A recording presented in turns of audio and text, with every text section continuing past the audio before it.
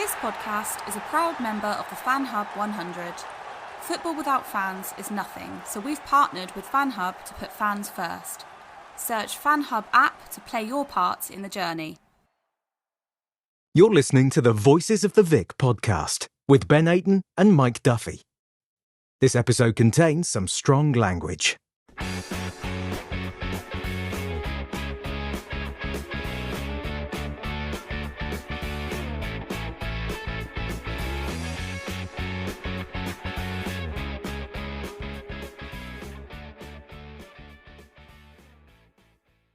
Hello and welcome to the Voices of the Vic podcast with me, Mike Duffy and Ben Aiton. And as well, we're joined by James Batchelor from the Watford Way. So it's going to be a fun one to dissect this one. Ben, we'll start with you. Football aside a minute, I know you've been a bit unwell. How has your week been, mate?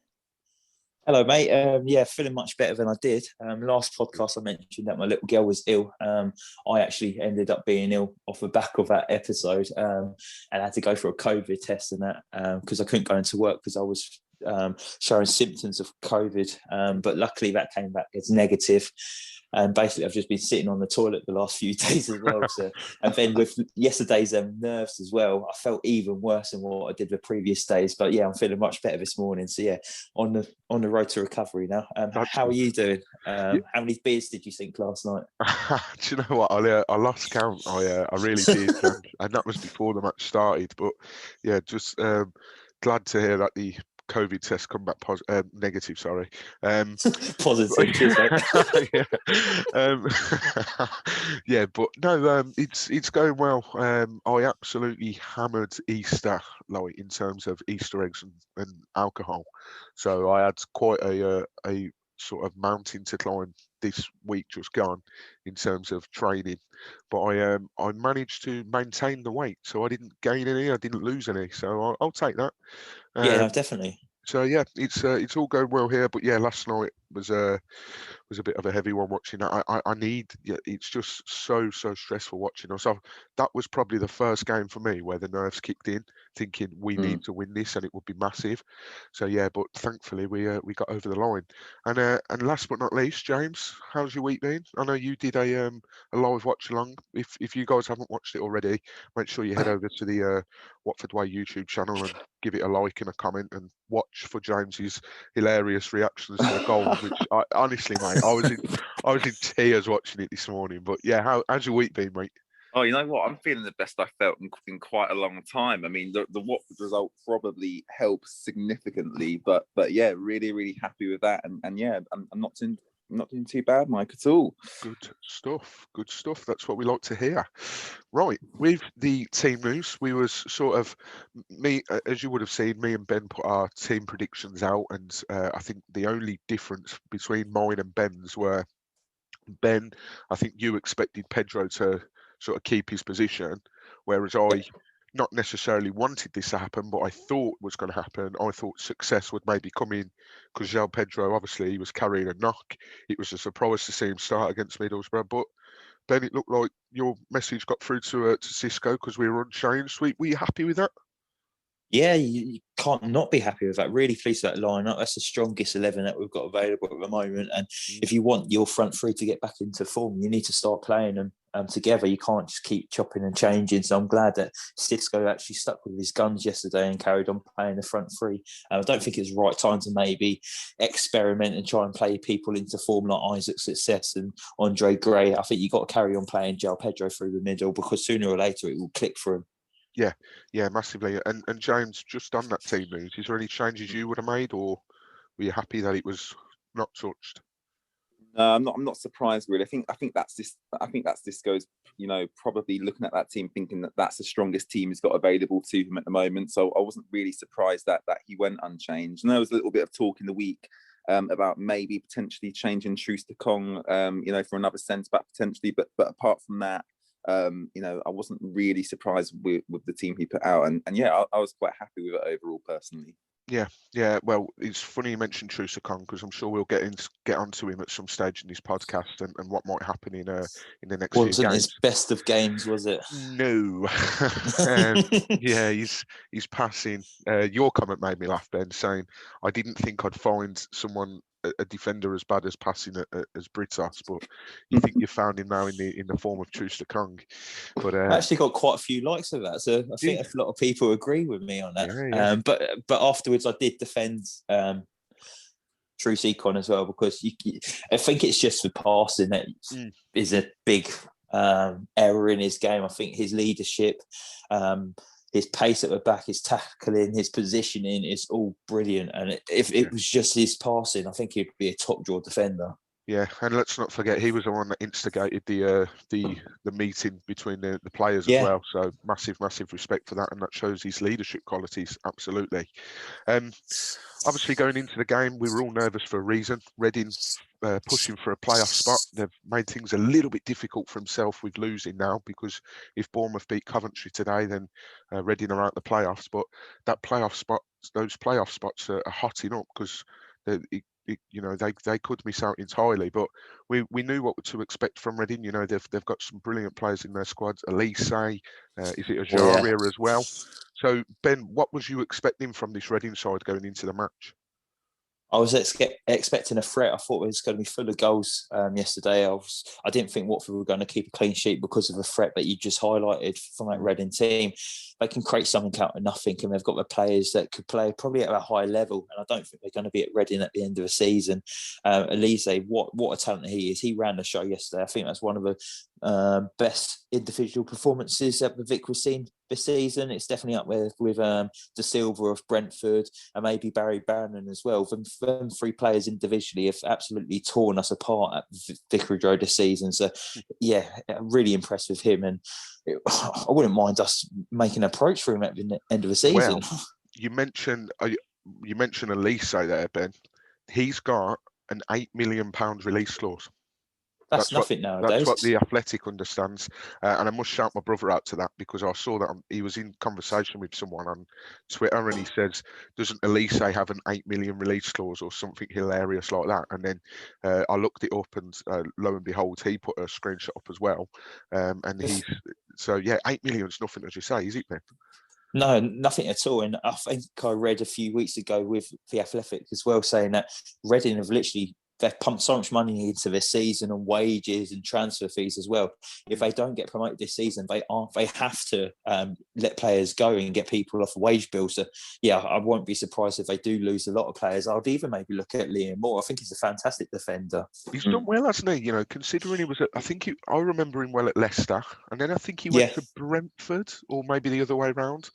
He's really solidified his place. And just whilst you're on that note of Liam Moore, I just want to say it's absolutely disgusting to see the racial abuse that he received on social media yesterday after the game. There is no place for that whatsoever. And you're seeing the likes of Swansea. I think Birmingham are doing it.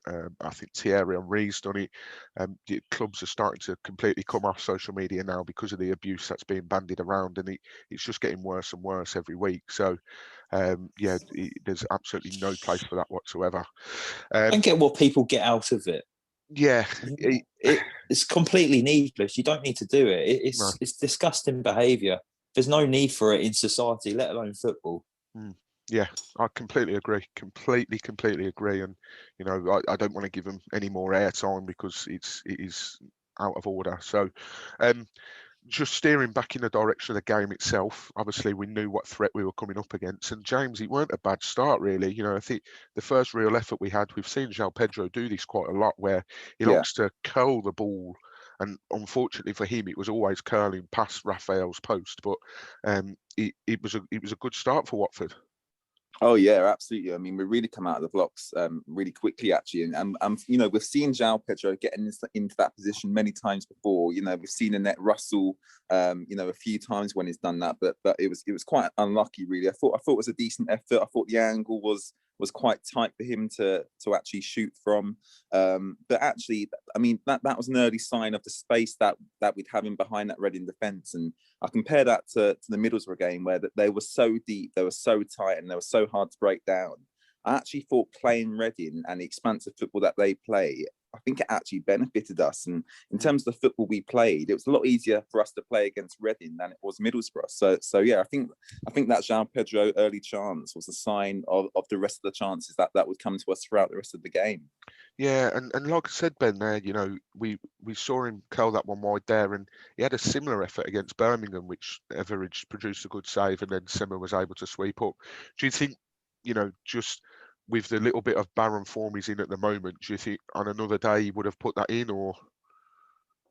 He's doing everything right off the ball at the moment and getting in the right positions and having these chances. It's just not quite falling through at the moment. But we've got to remember, he's 19 years of age. Yeah. This is his first full season in the Championship. I think he's doing a superb job to even have 9 goals this season. I think maybe he put himself under a bit of pressure at the start of the season when he said he wanted 15 goals. Like you said before, it's very rare for strikers to come out publicly to say how many goals they want in this season. And once you've done that, there's fans on your back thinking, "Come on, you wanted 15. Why haven't you got 15?" So I think he's doing superb this season. So if he finishes the season on 9 goals, I wouldn't have anything bad to say about João Pedro, because I think he's done superb this season. And what a talent! And he's only going to get better.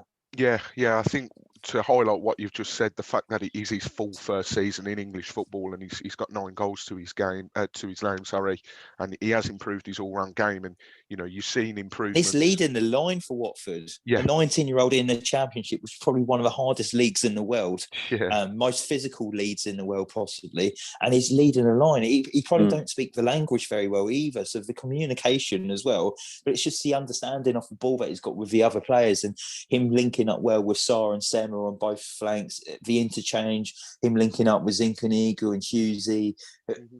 He's just remarkable.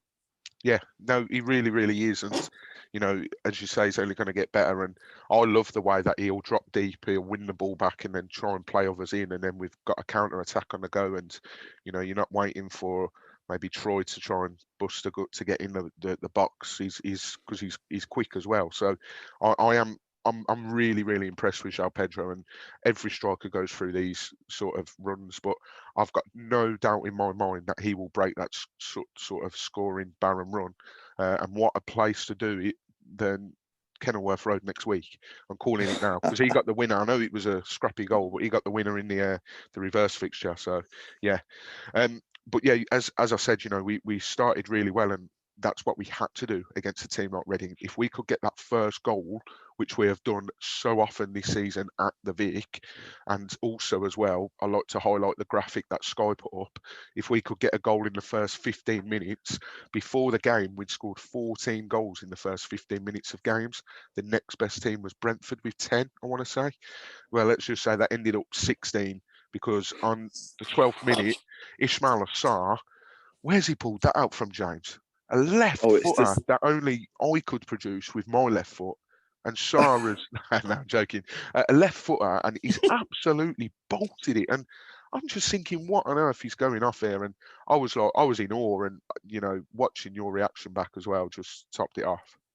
Oh yeah, I mean, it was such an unbelievable finish, especially, he cut in, so he got in behind Gibson, then he cut inside, and he kind of bent it into that top left-hand corner. There wasn't too much power on it, but there was just enough to get it past the keeper. The precision on it was excellent. There's not really much else I can say about it. It was just such a fantastic strike. And, that's probably been my only critique of Ismail Sarr this season, his actual finishing ability. I think at times he can probably be a bit more clinical with the chances he's got, but he made that for himself. And yeah, what a strike that was. It was absolutely unbelievable. And that partnership again linked up there, Kiko and Sarr. They continue to be levels above, and it's brilliant to see. Now, Ben, obviously that goal was great, but my God, 2 minutes later, Jesus Christ, I'm surprised the stanchion behind the goal didn't break. It was an absolute thunder bastard. Like, oh my God, I couldn't believe it when he hit it, Ben. Like, can you even put that into words, Sarr's second goal? No, I was quite stunned when it went in. I couldn't believe it went in. 1 minute, 45 seconds after the last goal went in. So we've seen this before with Watford. We do like scoring quick succession goals, don't we? I think the last time it was maybe that close to Wolves away when we was in the Prem. But yeah, absolutely fantastic strike from him. But it was Chalobah that broke up play in midfield. I think Gibson was dwelling on it in midfield, won the ball back. Zinchenko on the ball, drives to the box, slides it into Sarr, and he unleashes a fantastic strike that just fizzes past the keeper. Keeper couldn't get anywhere near it. No. It was so quick, it just went past him. I'd like to see how many miles per hour that strike actually was. But yeah, a confident Ismaila Sarr is absolutely unplayable, and you just saw how confident he was with that strike. But I must say, going back on the first goal, that strike I think was probably better than the first one, just because it was on his weaker foot. And for him, and he's normally quite rash in front of goals, where he normally just smashes it, or he doesn't really do like a finesse shot. And to do that with his left foot and curl it into the top corner, I thought that was quality. Yeah, the technique on the first one, like you say, with the weaker foot as well, compared to the second one. Like, take nothing away from the second one. My God, it was a definitely strike. not. But yeah, that first one was brilliant. And I think, based on what would come next, I think really it was good that we got that 2-goal cushion. Now, I'm never confident, even. Even if we went 3-0 up, I'd still think Reading will turn this round. 2-0 up, you'd think, okay, we're all right here. But then come the Reading wave, and James, they were really, really knocking on the door. But at the same time, without really testing Bachmann in the goal. I think the first real chance that they had was in the 33rd minute when George Puskas, I mean, I'd have put that in. In fact, my cat is sat next to me whilst I'm recording. She's telling me right now she'd have scored that. Like, I don't know how he's missed that.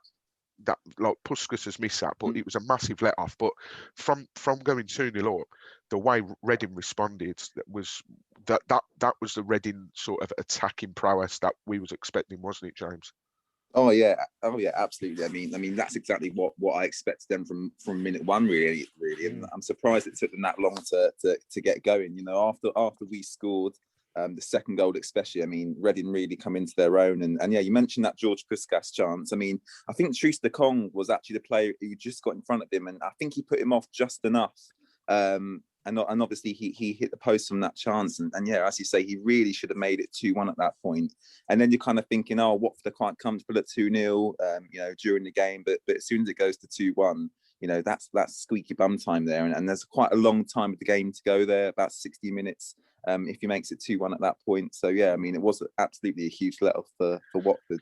Yeah, I know. I mean, I know, Ben, you've been poorly and your stomach's been playing up and whatnot. I think it probably would have been even worse had that goal gone in and we were clinging on to a 2-1.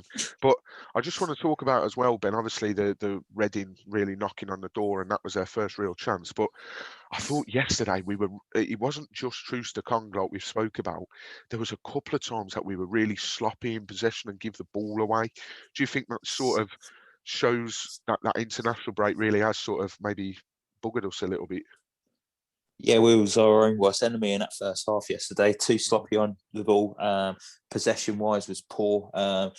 We was putting ourselves under pressure, weren't we? I think Truce Econ and Sarr were probably the most guilty for losing the ball in possession yesterday. Both their passing was pretty poor. I thought Chalobah was dwelling on the ball in midfield and getting caught in possession as well. All coming from our own mistakes, wasn't it?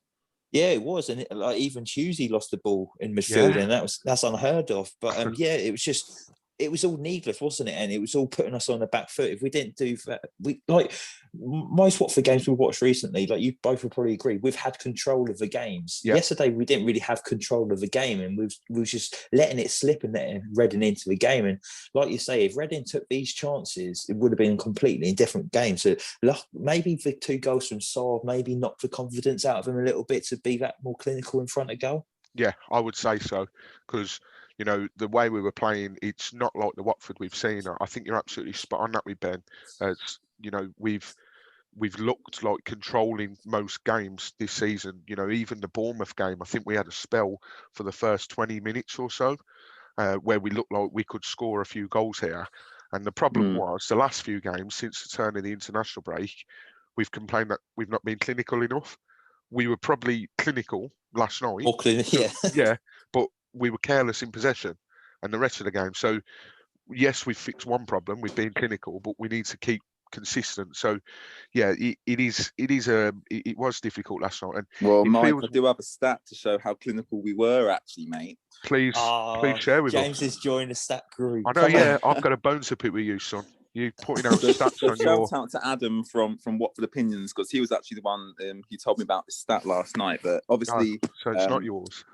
Yeah, well, not my stat. Stolen it, yeah. But I'll take the credit for it. Yeah. So we get to half time, right? Mm-hmm. The expected goals for Watford. Don't, because expected goals is stupid, man. But yeah, carry on, sorry. 0.3 expected goals for Watford, Mike. Expected goals for Reading, 1.4. Yeah.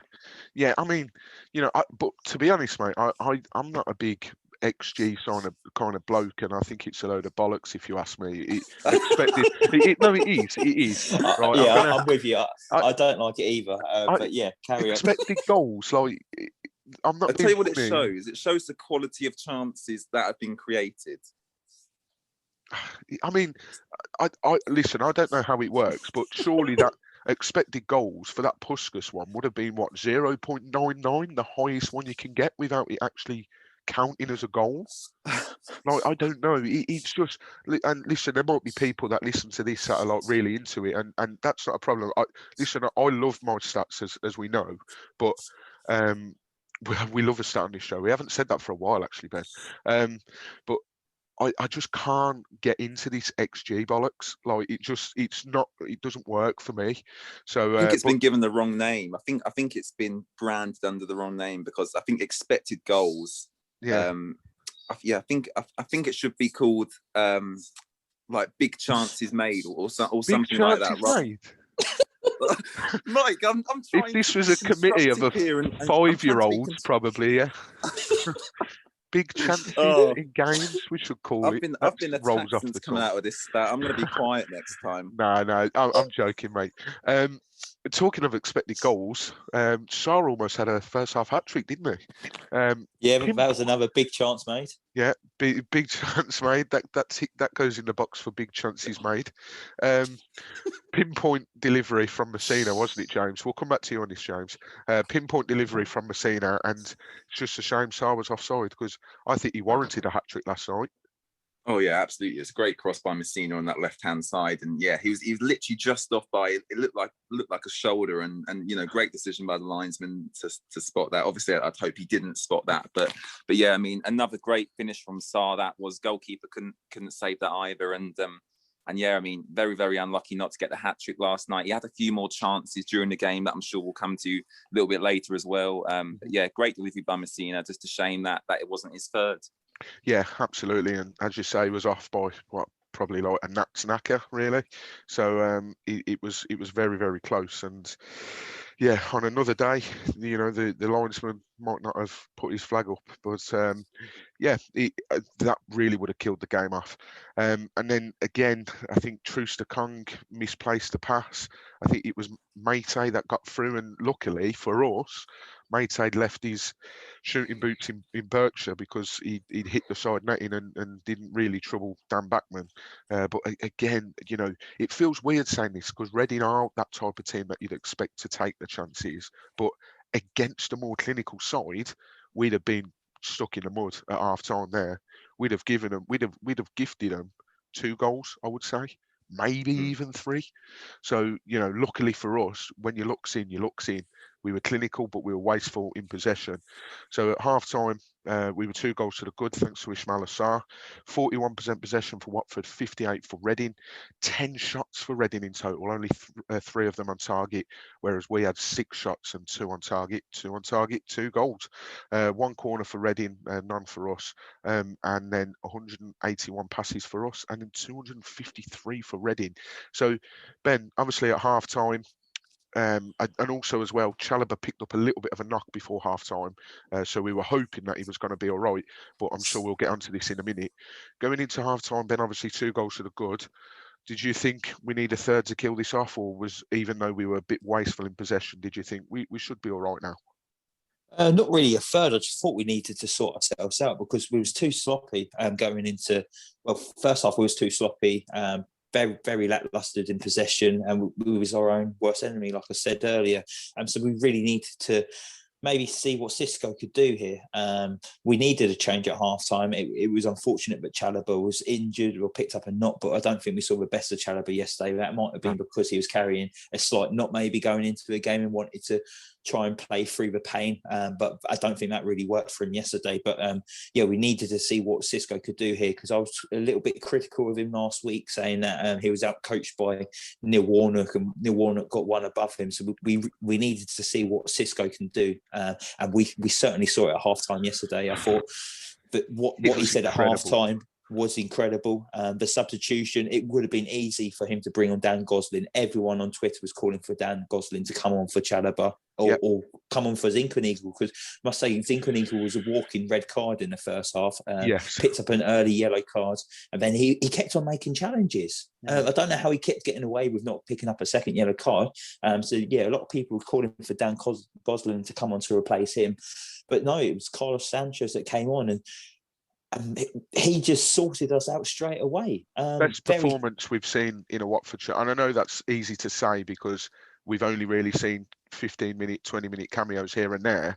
But he was, like you, as I'm sure you were probably going to say, he come on and he just controlled that midfield brilliantly and he calmed the game down personally. Yeah, no, definitely. He just calms things down, doesn't he? And he just, it's a simple ball all the time. Nothing silly. I think his passing's good. I think he just gets stuck in, isn't he? He's like 100 miles per hour. He wants to win the ball back. And you saw that in that full-blooded challenge that he had with Liam Moore yesterday. 50-50 ball. And he wasn't pulling out of that. He wanted that ball. He wanted to win that. And for him to shake it back off and didn't even get the training to come on as well just shows how tough he really is, La Roca. Fantastic. And he's just proving that, because no one wanted this signing, let's all admit it, no one wanted us to sign Carlos Sanchez when we all heard about it. It was all like, why do we need him? Why do we need a 35-year-old? Watching him play, he doesn't look like a 35-year-old. I know his contract's up at the end of the season, but I would consider that for another season. Because it's been fantastic. And to compare him with maybe a signing that we did in the last promotion season that was right at the right time, and he just got on with it. Matthew Connolly. Yeah, I thought you was going to say Ben Watson then, but Matthew Connolly, he come in and he was just what we needed. He was sort of the missing jigsaw in the big puzzle piece. Yeah, really. The bit part player who came in, he wasn't playing all the time, but when he was called upon, did an absolutely fantastic job. Yeah, absolutely. Completely agree. And James, anything to add to that really? Because as Ben said, when the signing of Sanchez was announced, it from the outside looking in, it perhaps wasn't the most exciting transfer. You bring in a 35-year-old midfielder who's just come off the back of an ACL injury from West Ham, but to be fair, you look at the other side of his game, you look how many appearances he's made in the Premier League, how many appearances he's made for his country. So is that the Carlos Sanchez that we saw come on yesterday, the one that's made his 88 appearances for his country or however many it is, and the Carlos Sanchez that's racked up all these Premier League appearances? Oh yeah, absolutely. And when he signed, I mean, it's quite funny. I did about a half an hour stream on YouTube, basically half an hour of me ranting about the signing and listing every reason possible why I didn't want him. And looking back at it now, it's quite embarrassing. It was quite embarrassing looking back at that now, actually, because, I can sit here today and say he's been a fantastic signing for us so far. But yeah, I mean, I wasn't very happy with the deal at all when it happened. But yeah, as Ben said, he slows down the game to his own tempo. He's got fantastic strength, good passing ability as well. And he is a leader as well. And he has good English, actually, as well. I mean, I've watched a couple of interviews with him as well. He does have good English. I know he's got a couple of friends at Watford from previous clubs as well. So I'm sure that helps him out too. But yeah, he's been absolutely fantastic. And I wouldn't be surprised, actually, if maybe he's starting to push for a starting spot. I mean, who he replaces, I've got no idea. That's up to Xisco to decide. But yeah, I mean, he's doing fantastically well when he makes cameos off the bench at the moment. Yeah, if Chalobah wasn't fully fit, I know they're saying that he possibly would be right for Luton. Would you start Sanchez after seeing that performance yesterday? Because I know I was. Oh yeah, definitely. I mean, you obviously got Dan Gosling on the bench to choose from as well. But as Ben said, everyone on Twitter at half time, including myself, was calling for Dan Gosling to come on.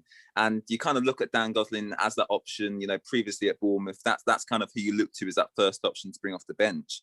But why can't that option be Carlos Sanchez? Why can't he start from the beginning? And if he starts from the beginning of the game, you might even see an even better player, because he's coming into games halfway through or with 20 minutes left to go. He's having to get up to tempo really, really quickly. If he starts games, I mean, he had a really good shot in the second half as well that nearly made it into the back of the net. I mean, he's got a little bit of everything. So yeah, definitely Ben, good shout for him to start as well.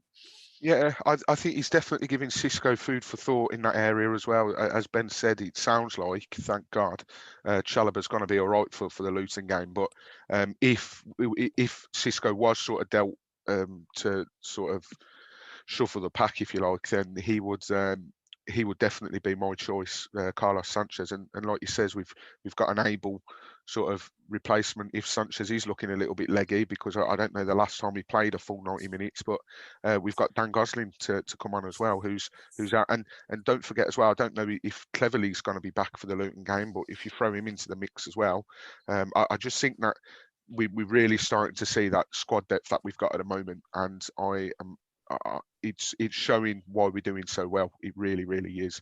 It's a shame that we're not able to go to games and that, because when we did like Appreciation Day for Danny Graham, when we was all wearing vests and that, maybe we could have done an Appreciation Day for Carlos Sanchez and all wore like fake afros or something. Yeah, sombreros. Yeah, sombreros or whatever. I was going to say, what can you associate Colombia with? But we won't talk about. We'll that. leave that one. Yeah. I was going to say, we'll leave that one. Definitely. The next change as well was that. So I imagine that was sort of forced, the Sanchez change with Chalobah, but the next change was definitely forced because of injury. William Troost-Ekong, good to see him go off. I know he had a bad game, but hopefully, he's obviously an important leader to have around the place.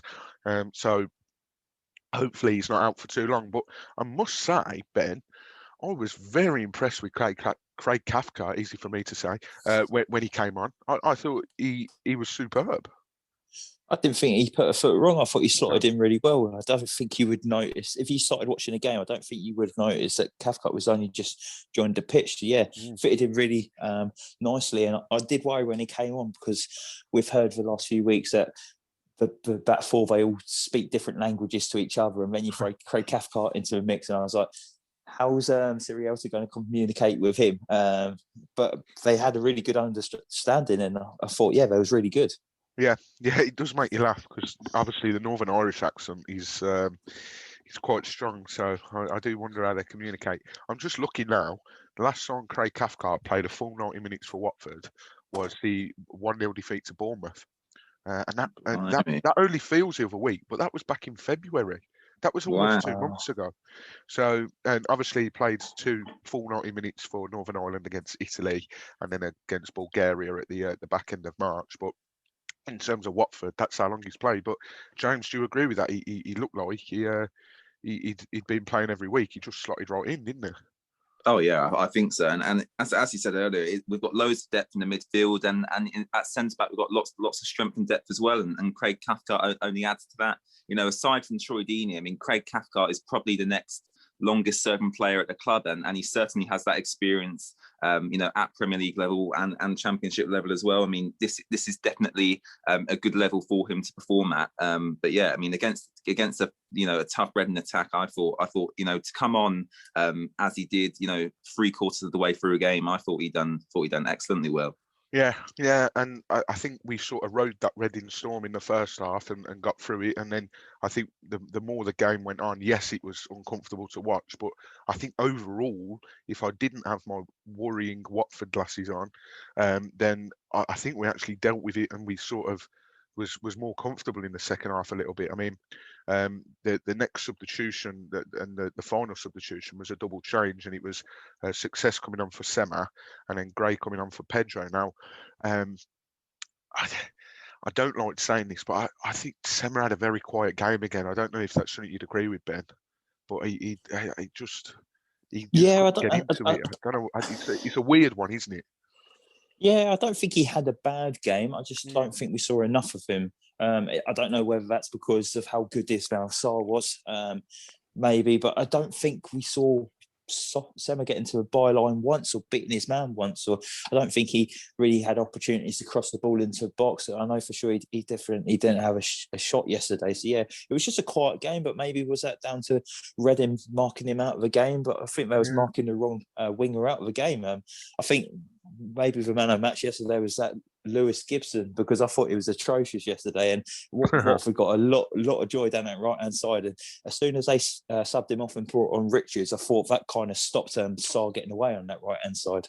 Well, I messaged the two Reading podcasts that I did a bit of work with this week, the Tilehurst Ends and the Elm Park Royals, just to say, is that team news? That when the team news was released, I said, is that what you expect? Is there any surprises?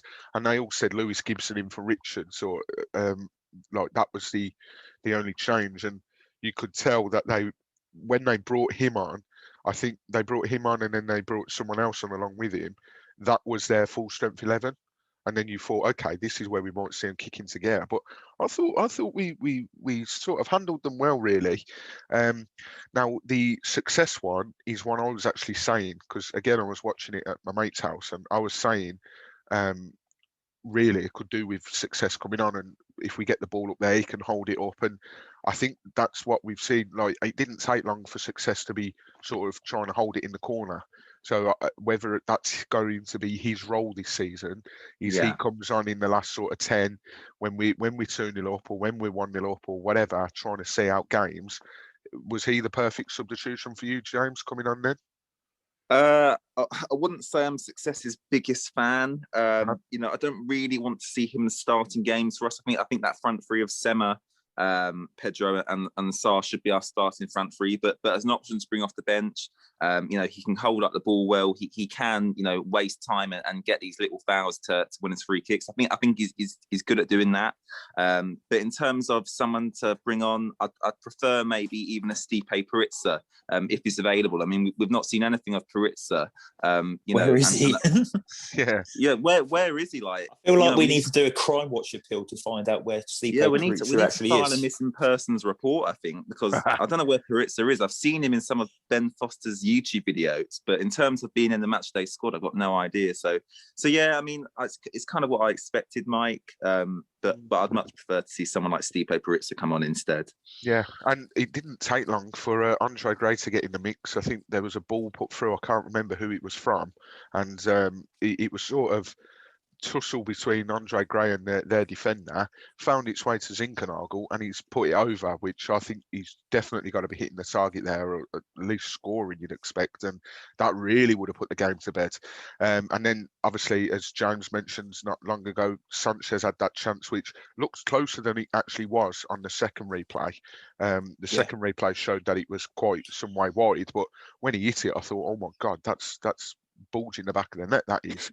And then I think Reading's real chance, I think their best chance, well, not the best chance because Puskas won in the first half, but their best chance in the second half, Aluko cracked it at the edge of the box. And I tell you what, we say that he's not tested, and yes, he's doing well, but it's testament to his defence because he's not really tested. Dan Bachmann, to stay that alert, because it's easy as a goalkeeper, if your team is winning 2-0 or you've had nothing to do as such, it's very easy for a goalkeeper to switch off. So when they are called into action, it's very easy for a goalkeeper to let one in that they should really save. But that was credit to Batman. I thought he produced a fine save and he got down very quickly to deny Aluko. And I still have nightmares of Aluko because he absolutely ran the show back in October, I think it was, when we played at the Medeski. But I don't just think it was a fine save. I think it was a fine performance from Dan Bachmann. I think that's probably one of his best performances in the Watford shirt, because he's not, like you say, he's not really been tested with the defence that we've had in front of him this season. We've kind of limited oppositions to get into the box and have shots on target and that. But yesterday he produced 5 saves, and I think yesterday was the game where he probably kept Watford into the game as well. I know there was lots of little saves, but that was a big save to keep hold of that Aluko shot as well, because Aluko didn't just didn't just have a shot. He lethaled that shot. I'm surprised he did very well to keep hold of that, to get his body behind that and keep hold of it, because there would have been Reading players to try and follow that up to get that in. So, big performance from Dan Batman and his distribution as well. I don't think we mentioned it. In the first half, it was all that Pedro chance, wasn't it? The first chance in 4 minutes, it was Dan Batman's long ball, pinpoint accuracy to find Ismail Sarr, wasn't it? To get him away, and then he found Pedro and he dragged it wide. So that's the best performance we've seen of Dan Batman in a Watford shirt, bar his penalty saves. Yeah, absolutely. And his handling yesterday as well, I thought was top notch, because he's grown with confidence. Yeah. Mm-hmm. Yeah, completely agree. There's no debate over Batman or Ben Foster now, is there? You've not seen it on Twitter or anyone. No one's mentioning it. Everyone's happy with Dan Batman because it's his own spot now. Mm-hmm. It's his to lose. Yeah, absolutely. Completely agree. And I'm sure the listeners listening will agree as well. But luckily, we got through that 6 minutes I couldn't believe it was 6 minutes. But we got through the 6 minutes and we got to the final whistle, and Just Can't Get Enough was ringing around the stadium because we'd won 2-0. The possession stats were in Reading's favour, 53 to our 46, 11 shots in total for Watford, 2 on target, 17 shots for Reading, 5 on target, 3 corners for Watford, 2 for Reading, 401 passes for Watford and 451. So, it wasn't a straightforward 2-0 victory, but it's absolutely massive. And I just want to say as well, 7 home league wins in a row now, and that's the first time since October 1985 under Graham Taylor. Oh, that's absolutely unreal, isn't it? Yeah, and I loved what the Watford Twitter account did after. Who's your man of the match tonight? Ismail Sarr, or Ismail Sarr? I went for the middle one, and it seems like I drew the short straw because the top one's won. I don't know why, but on a whole, it was, job done, 3 points. We're 12 points clear now of Brentford, who play Preston today. We're all Preston fans today. We're all Millwall fans today as well. And do you know what? Millwall is a tough place to go. So do not be surprised if Millwall hold Swansea to a 0-0 draw, or even maybe nick it. They've got a good home record, haven't they? Like you said last week. Really good clean sheets as well. Yeah, I think Bilkowski, sorry, he's one of the most clean sheets in the league, and they're very they set up really well at home, and this new manager bounce for Preston seems to be working. So they got a win at Swansea, and then they got a draw against Norwich, and what a run in that is, by the way. Norwich, Swansea, and then Brentford. So hopefully they can keep that up today. And a good friend of mine is a Preston fan, so I'll be bombarding him with messages, getting him to keep me up to date with the scores. But I was umming and ahhing about mentioning this, but I've recently become very superstitious, purely because of how well we're doing. So I bought the 2007-8 home shirt, and obviously I've got it, but that won't fit me now. Like, I've got it when I bought it back then. So I saw it going cheap on classicfootballshirts.co.uk, and I bought it. And the first time I wore it, I watched us against Wickham when we won 2-0, and I've worn it every single game since then when we've been on TV and when I've watched it on Hive Live, and we've not lost. In fact, it's almost 100% records apart from Easter Monday against Middlesbrough. But I've only recently become superstitious. I'm wearing that top now, so that is. I'll make sure that is washed and dried. Did you go to bed in it last night? I didn't go to bed in it. No, But I'd only recently. Have you gone to bed, Mike? I have gone to bed. Yes, I was up at bloody 6 this morning. I couldn't believe that. So I've become very superstitious with that sort of thing. So I will be making sure that this shirt is what I will be wearing every week till the end of the season now, because it seems to be doing a good job. Is that also the same shirt you spilt kebab down as well? It is indeed. Did you get the kebab stain out? Do you know what? My mum's done a cracking job at getting the kebab stain out. Mums are great like that, aren't they? So, luckily it is out. Good stuff. we're going to go to an ad break, and then we're going to be answering your questions, and then we're just going to talk about some injury news, and then we're going to wrap up the show by just having our thoughts on the M1 derby next week. So yeah, we're going to go to another break. Join us for part 2.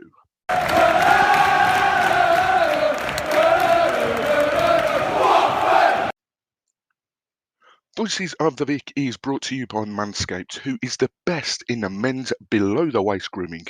Manscaped offers precision engineering tools for your family jewels. Manscaped is trusted by over 2 million men worldwide. Join the movement for all your below-the-waist grooming needs. Get 20% off now and free delivery with the code VOTV at manscaped.com.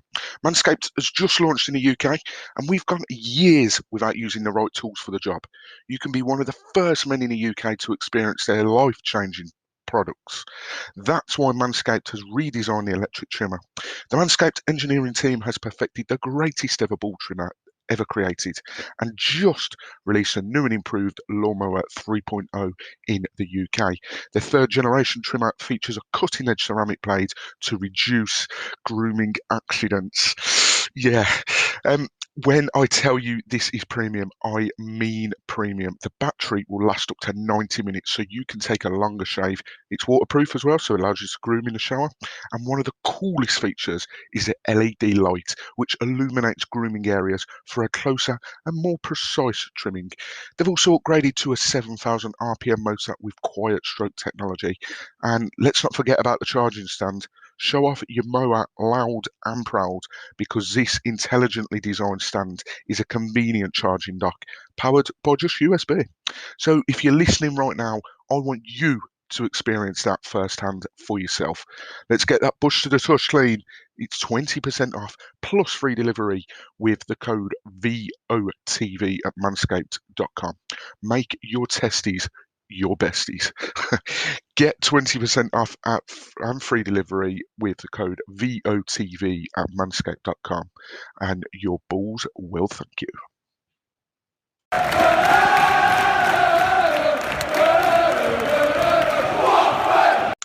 Yes, welcome back to part 2 of Voices of the Vic. Thank you very much. We hope you enjoyed part 1. We are really enjoying these at the moment, and yeah, it's now my favourite part of the show. We're going to answer the questions that you guys got in. As always, thanks as always for the questions. They're absolutely brilliant. I think we've sort of touched on this one, Ben. We've had a question from Caroline here, and she said, with our dip in performance since international break, do you think clubs have the right to restrict players going on international duty for friendlies mid-season? Now, I think we sort of touched on this last week, didn't we? We sort of said, Yeah. yes, we would like it, but at the same time, you might be denying someone of their first ever international call-up. So it's a bit of a sticky one, isn't it? Yeah, it's a sticky one. And I think you just cause club versus country rows, and it's a bit unhealthy as well, and could upset the morale of the player as well. And then if you deny him a chance to play for his country, who knows, at the end of the season, if things don't work out, he could easily put in a transfer request saying, well, you didn't let me go play for my country. If you did, I would have quite happy to stick around. And it's a tough one. Ideally, as a fan, we don't want our players to go away playing international football, because we don't want them to pick up niggly injuries that affect the momentum that we're on at the moment. We're chasing promotion, and we don't want any key players to pick up injuries. As a selfish point of view, we don't want that, but realistically, we'd love our players to represent. Like back in the day when Watford weren't that great, like back in the days when we had like Malky Mackay, Sean Dyche, we would have loved international call-ups. Now we're getting like 11 players being called up representing their countries. Just shows how far we've came as a football club. Yeah, completely agree. And luckily we've not lost since the turn of the international break, but we can definitely see a difference in the style of play. James, we'll start with you on this next one, because I'm going to do some quick fire ones. The Steve at one only Steve D has said pork pies or sausage rolls. Oh, sausage rolls for me. I do love a Greg sausage roll, Mike. Got to say. Not a fan of the pork pie, James? No, not really. I do bit like, of mustard like, on. Oh, yes, no, it's not really for me, Mike. Maybe it's a northern thing. I think they are northern things. Are you going sausage roll as well, Ben? I've grown to love pork pies much more lately because during lockdown. I was there's not much on TV. I actually watched documentaries of how they actually made pork pies Jesus.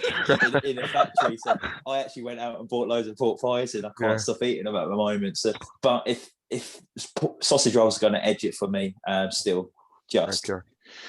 Sticking with the food theme, one of our regular listeners, Jamie Davies, has said, "What is your typical match day meal?" Now, with me, we always used to go to Walkabout, and you get a discount if you got a season ticket on food. So I just used to. I don't know what a typical match day meal for me is. Probably quite a few pints of lager. 6 lagers. Yeah. And what have you got a specific match day meal, Ben, that you have, or? Not really. Just the burger van outside Vickery Drive. Yes. That would be it. That's the only place we'd normally go to get something to eat. So yeah, just and what would it be? as well. It would be a half a pounder with cheese. I'd go for. Good man, James. With onions. I've got a couple of choices. I mean, Mackey's, McDonald's is probably my first go-to choice. If you love a good McDonald's before a match, but Mackey's, I used to do that when I was 10. God, I'm being attacked today in this Happy podcast. Meal. Make sure he gets that toy. Oh yeah, I do love the toy, Happy Meal please? toy. Love it. Love getting my plastic toy. But they've also opened in Watford Town Centre. They've got like a pizza place. It's like Subway. It's like a Subway for pizzas, basically. So you go in. Opposite KFC. Yeah, that's the one, Ben. Yeah. Yeah. Yeah, you go in and you kind of like you pick your size of pizza, pick your toppings, and they bake it for you right there and then. So yeah, I don't mind going in there a few times a season either. And he's also asked, if Watford do go up via automatics, who would you want to win the playoffs, James? Oh God, that's tough. That's a good question. So us, Norwich, and then who else would I like to go up? Probably Barnsley. I think Barnsley have done really well this season, especially with the budget they're on and the players they've got. So I'd probably have to say Barnsley for me. Are you going with Barnsley as well, Ben? Yeah, I don't think you can take it away from Barnsley. They definitely deserve a spot in the Premier League after what they've done on the budget as well. What I like about them is they've got a philosophy, so that they're slowly turning into what Swansea do.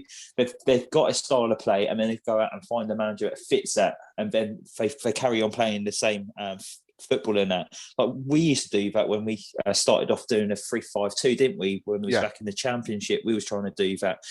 And I think it works superbly for them. But if I'm going to be tactical, I want a worse team to get promoted, so then they finish below us, and then we've got a better chance of staying up next season. So in that case, I'd say Reading. Reading. Oh Jesus. It's a difficult one. I think I always like seeing new teams in the Premier League. So I think for that, I know Barnsley have been in the Prem before, but for that, I will say Barnsley because it has been a while. But if big clubs would hate Barnsley going up as well. You know, like everyone was like, "Oh, Leeds deserves to be in the Prem because they're a big club." And then I'd love it if Barnsley got promoted because it really pissed everyone off. Yeah, mate, don't get me started on that. Like, I obviously live in Nottinghamshire, and Nottingham Forest fans think that they should be in the Premier League because of the size of the club, and it's almost as if the way that it's decided who's in the Premier League is based on merit. And that's the way that they're doing at the moment. Seems to be working. So yeah, it's very, very odd. So that's who we'd pick, Jamie. I think we're going to get this question pretty much every week now. How many more points do you think we need, James, to get second place? George Edwards has asked that, by the way. Yeah, thanks for the question, George. I know mathematically. Last night, I think it was 13 points. We obviously won that game, so I think it's down to 10 points mathematically now. I'd probably say I'm expecting Brentford, Swansea, and some other teams below us to still drop more points. So I don't think it will be another 10 points. I'd probably say 6 or 7 points. I reckon. I think that's probably a reasonable amount of points. So you would say what, 2 wins minimum, two wins, and then maybe 2 wins and a draw. Yeah. Ben, you any differ to that or? Yeah, James is right. It's 10 points mathematically, but that means Brentford would have to win every single game for us to get 10 points to get promotion. I think we probably just need 4 points to get promotion because I do see them slipping up, and like today as well. I think they could possibly lose today. against okay. Preston. Is it at Preston? Yes, it is. Yeah. Yeah. I don't think they're as great on the road lately. Well, they've just drawn 4 games in a row, haven't they? So their form is really poor, and I don't think Ivan Toney scored for a few games either. No, we're probably massively jinxing all of this, by the way. But he hasn't scored for a while, and the fact that they're away as well, the fact that they're now 12 points behind us, and they're both away from home today is a massive factor. I think 2 more wins will do it for us. I'm going to stick my neck out on the line. We've obviously got Luton on Saturday, and then it's Norwich. I think we could. Do you know what? If we're really up for it, if we win at Luton, I think we could scrape a draw at Carrow Road, and I'd snap my hand off for a draw right now. So I think 2 more wins. Chris Bone regularly sends questions in, and he said, "Will Mike give a demonstrator of the Lawnmower 3.0?" He's on about the Manscaped thing that we do. Unfortunately, there won't be any demonstrations of that. We do have a YouTube. No one wants to see that. I think we'd probably get banned from ever uploading again, wouldn't we? Yeah. I'd be quickly off the air. My dreams and hopes would be dashed very quickly. Martin Fletcher's asked, James, we'll come to you first on this. Do you think we will go unbeaten for the rest of the season? You mentioned the running earlier that we've got left, Mike. I mean, obviously the Luton game, that's a derby game. You know, they're always going to be up for that, as are we. So that can go anyway. And then you still mentioned Norwich, Swansea, Brentford. I mean, we could get beaten in any of them games. So do I think we'll go unbeaten? Probably not. But watching the performance last night, watching us get them 2 goals, I was pleasantly surprised. So positive thinking, I'd like to say yes, but the quality of teams that got left to play, I think it'll be really tough for us to do that. Ben? I don't think so either. I think it's tough. We've got tough games to play, and teams are fighting for promotion and that, so it's going to be really tough. I think we could possibly slip up at Norwich. Norwich might probably need that game to get promotion and that day as well, because I think they only need 5 more points to get promotions. If they I don't know who they got today. Not too sure. Someone shit today, I think. Probably. So if they win today and then win against us the week after, I think they've just got that to try and play for. So I'm going to say no, but I think we'll lose to Norwich, but end up being unbeaten for the rest of the season. They've got Derby away today, by the way. Derby's hit and miss, aren't they? Yeah, really? They are. So maybe they got a result against Brentford a few weeks ago. They did indeed, yeah. So who knows? But I would be very surprised. In fact, you know what? I'm going to be different. I'm going to say but there's going to be a couple of draws thrown into the mix. I think we can draw at Norwich. I think we will draw with Brentford away, but I fancy us for the rest of the home games. I think we'll win the rest of the home games. So, Martin, yes, we will, in my opinion. My old man, Mike Smart, said, what happened in Corrie tonight? Do you watch Corrie? Corrie wasn't on last night because of the sad news of Prince Philip passing away. So I don't think anything happened in Corrie tonight, last night, unfortunately. And then Alan, as well, the second to last question, Alan Lathwell said, what colour trunk should I wear in a pond? It's got to be yellow and black, hasn't it, boys? Oh, of course. Yeah. I don't know. Do Watford sell do anything different? I'm just hoping it's trunks and not speedos. Yeah. Well, hopefully we'll all be there soon, socially distanced. And then to end the questions on, James Hurst, who's another regular listener and regular sender of questions. What's the best ice cream flavour? So we'll start with that first, James. Do you want to go first on that one? Probably going to say chocolate mint. Is that a good shout? Oh, yes. Bing, bing, bing. Winner. I would have gone with that as well. Have you got one, Ben? Yeah, you can't beat chocolate mint all day long. I think, that's solid answer. And then that's very rare that we all agree with James, isn't it? yeah. It's you're doing something right now, James. Oh, thank you very much. Appreciate the support. Ben, which match do you think will get promoted at? I know Millwall. which one. Yeah, Millwall for me at home. James, you got any different? Yeah, I know people were saying last week, I think it was going to be mathematically possible for us to get promoted at Luton, but I don't think that's obviously the case anymore. No. So hopefully it is the Millwall game, and hopefully we can get it wrapped up as soon as possible, because I don't want to be dragging it out for too long. I think this Watford team have enough quality to get it done quite quickly. So yeah, the Millwall game for me. Yeah, I was hoping to book the Monday off because I was going to party all weekend, but unfortunately for me, in my area of work, it's our busiest week of the month on that Monday. So yeah, that won't be happening. I'll have to go into work with a very, very sore head. But they're the questions, guys. Thank you so much for sending them in. Like we love looking forward to the questions. When we put the tweet out, me and Ben can't wait to see what some of the questions are. So. And it's a good mix of, hopefully you guys think it's a good mix of Watford questions and then the odd silly question as well, which we're more than happy to debate over. We just got a few more topics before I want to get quickly you guys' thoughts on the Luton game and then an early score prediction as well. Obviously, as I've mentioned, that most home wins in the Football League, Premier League season, that was 18 in the 1977-78 season. We are currently on 17, which is the most which we'd got in 1959-60 as well. So we've got two more home games to play. No, 3 more home games to play, and we're only 1 win behind equaling the record. So I think we can do it. And as I've mentioned, obviously 7 home league wins in a row. That's the first time since October 1885. Massive thanks to Ben for getting all these stats together, by the way.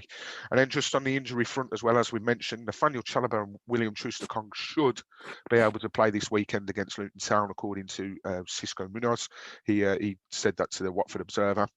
Cleverly, as we know, suffered a small setback to his return from a knee ligament strain the day before Sheffield Wednesday match, but he was hoping to be fit for yesterday's match, but whether it was just a precaution that they didn't put him on a bench, I don't know.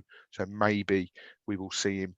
It was good to see him and Troy in the stands actually yesterday as well. They were celebrating along with the players. Yeah, I am liking that. And then Troy Deeney has progressed to a running program, so he's hoping to. He's working back from an early Achilles tendon tear, which sounds incredibly painful. And then October's ACL injuries for Sondeli Bashir, he's now undertaking some specific knee strengthening exercises, working outside and getting on well, which is brilliant. Did you watch that video of him the other week from what we put out on Watford's Twitter? It's good to see back out on the training field, not like contact football like with everyone else, but there was running drills and he was actually working with a ball as well, and it was good to see him back out there. I've got to say, Ben, that's the first time in that video I've heard Ismaila Sarr speak English as well. Yeah, same. I was really impressed. His English is actually not too bad now. I really like that. Yeah, no, go have a look, because I was under the illusion that he can't speak any English at all, and he struggles to communicate with people. But yeah, his English is actually really good. Well, I don't know. I think it was only released today, maybe, or last night. But Ben Foster put his recent video up, and João Pedro seems to be picking up more English as he's going along as well, which is good, because I know he'd obviously be struggling. And then just a bit more news from the Hornets camp, transfer news wise. We've confirmed now that Craig Dawson will sign a permanent contract with West Ham at the end of the season. He met the clauses within the terms of his loan. He joined in July 2019 and made 30 appearances for us, scoring 2 goals against Leicester and Norwich. That brilliant overhead kick from Leicester. That our first ever podcast, that was reviewing that. He moved to London Stadium on a season-long loan in October 2020, and he's made 15 appearances in all competitions for West Ham. And then just some news away from transfers. Watford have hired a US. This is thanks to you, by the way, James, because I saw this on your Twitter. So, and I don't know if that's where Ben's seen it as well, but we've hired US sports agency Rhino Marketing and Gemini Sports Group to sell both kit sponsorship rights and potential naming rights for a proposed new stadium. So we really want to go global, and with that stuff with changing the badge a few years ago and everything else, it seems like we're really pushing to go global, which is brilliant. It really, really is. I'd love to get James' quick take on the stadium view, because obviously you and me both spoke about it on a podcast lately, Mike. So what would your views be on a potential move away from Vicky Road to Bushy Hall Golf Course? Well, I went on the council website a couple of days ago, and there's a 17-page document on there that kind of goes through everything in a lot more detail than that Watford Observer article did. Look, obviously, I love the look of a new stadium. I think that if we're looking to progress as a club, I think it is the right way to go. But on the other hand, I completely understand why people want to stay at Vicarage Road, and I know they are also looking at ways to expand Vicarage Road as well, in any way they can. And obviously for Watford Town Centre itself, I mean, it's beneficial for local businesses if Watford stay obviously local to the town centre. So it's a huge decision for the club to make. Obviously, I put that tweet out about us hiring them 2 US companies to kind of look for sponsorship deals and naming rights, and it looks like the club are progressing forward with it. So for me personally, yes, I would love a new stadium, but equally, I mean, I would be so sad to leave Vicarage Road. But you know, I don't mind what happens either way. If we expand Vicarage Road, fantastic. Let's stay at the Vic. But if we look to move to a new stadium, I think we should only look to do that really if we're stable in the Premier League, because it's a huge investment in terms of money to make. Yeah. Definitely. Yeah, I think you made some good points there, James. And you know, about the local businesses missing out. Walkabout will be gutted when I don't visit them and spend a load of money on beer before the game. So, yeah. One thing we were all worried about last night, Munatha's obviously won the award for Sky Bet Championship Manager of the Month for March. Now, it was only before kickoff I realised, well, we've actually played games since March, so that Manager of the Month curse probably has gone anyway, but it definitely has. And then just finishing on that news, is Ignacio Pacetto has actually said that he wants to stay with Udinese even if Watford return to the Premier League. He's currently recovering from an injury, and he said in an interview for La Gazzetta dello Sport, he said he has no interest in returning to England. So I don't blame him, to be honest. He never settled over here, and you know, he obviously likes it over in Udinese. Now, just to wrap up the pod on, because I know we're a bit pushed for time, but we've obviously got a big game on Saturday in terms of the M1 derby. Now, I know we've spoke before. You personally, James, your sort of age group would sort of look at Bournemouth as more of a rivalry than Luton, and you know that there's nothing wrong with that, but Luton is obviously a massive game for us. If you can just quickly sum up what you're expecting from Luton, and then finish on a score prediction, that would be amazing. Of course, and yeah, obviously, any time you play Luton, it is going to be a big game for Watford. And actually, it's a shame that Troy Deeney isn't back for this either, because I don't know if you remember in the previous fixture, he come off the bench and gave, I can't remember who it was, but he gave him a right walloping when he threw the ball at Jeremy Ngakia. The guy who's at Stoke now, isn't it? Dewsbury Hall. That's it. Oh, he's a right knob, he is. So yeah. Go on, James. Yeah. Go on. Got James swearing on the pod. It's all right, knob he is. It's like Will from the In-Betweeners, isn't it? Yeah. Oh God. I'll take that as a compliment, then. I'll take that as a compliment. Definitely. No, look, it is going to be tough, of course, but look, I mean, the difference in quality between us and Luton is quite clear. I think they're 11th or 12th in the table at the moment. They're having, a mess season. That they're not fighting for promotion. They're not fighting against relegation. They're kind of just in the middle. I know a lot of their fans, this is the game they have been looking forward to for quite a while now. So they'll be up for it. I'm up for it. I'm probably obviously going to predict a Watford win, but it is going to be tough. I hope so. Oh, 2-0 to Watford. 2-0 to Watford. Yeah. Okay. Ben, your score prediction? Yeah, like James says, they're a sticky patch of form, really. Their way to Wycombe today. Wycombe are doing really well at the moment, I must say. Yeah. Getting results when they must need it. But going into the game, they've just lost to Barnsley. They've lost to Derby. So they've lost their last 2 games. I think we can go there with confidence. I'm looking forward to the game. And I think we will win. I think we could win quite comfortably as well. I'm going to go for a 3-0 Watford away win. And God, I thought that number 4 was going to come out of your mouth again, Ben. I still can't believe you did that. I couldn't believe this. We are pushed for time, so I don't want to go on too much. But Ben, me and Ben often share the duty of doing the predictions for the Prutton Prediction podcast for Sky Sports, and I didn't know Ben had done it, and I saw the link. We got tagged in the link, so I listened, and we were the first one up because obviously playing on Friday. And Simeon, who hosts it, said Watford fan Ben Aiton is feeling confident for this one. He's gone for a 4-1 Watford win. I almost fell off my chair. I was like, what? And I text Ben straight after. I said, 4-1? Are you off your rocker? But yeah, no, I'll agree with that. I think it is going to be a comfortable game. We're going to be up for it. They're going to be up for it. I'm going to go 3-0 as well to wrap up the show. So yeah, 3-0.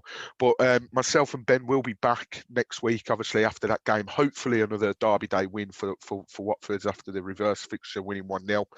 But it's been an absolute pleasure having you on, James, as always. We hope that everyone has enjoyed it. Let us know your thoughts on the podcast. And yeah, things are going really good for Watford at the moment, and we're loving doing these podcasts. So from myself, Mike Duffy, my co-host Ben Aiton, and James Batchelor, thank you very, very much for continuing to listen to the Voices of the Vic. Stay safe and come on, you Horns.